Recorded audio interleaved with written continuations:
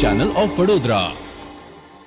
ડભોઈ તરસાણા ફાટકથી તરસાણા ગામ વચ્ચે આવેલ સ્મશાનની પાસેના રોડની સાઈડ ઉપરથી ઇંગ્લિશ દારૂની ખાલી બોટલો સાથે જ કચરાના ઢગલા જોવા મળી રહ્યા છે. ડભોઈ તરસાણા ફાટક પાસે આવેલ સ્મશાન પાસે પણ કચરાના મોટા મોટા ઢગલા જોવા મળી રહ્યા છે. તરસાણાથી ડીંબી ફાટકની વચ્ચે આ સ્મશાન આવેલું છે.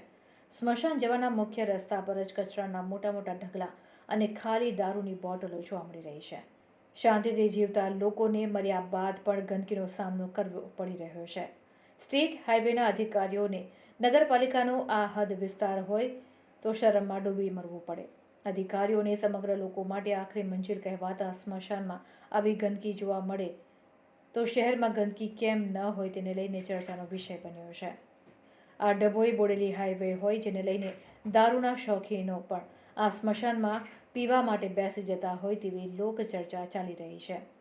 દારૂ પીવાના શોખીનો સ્મશાન જેવી પવિત્ર જગ્યાની પાસે રોડ સાઈડ પર પણ નથી જોડતા, જેમાં મોટા ભાગની વિદેશી દારૂની ખાલી બોટલો અને કચરાના ઢગલા જણાઈ આવે છે.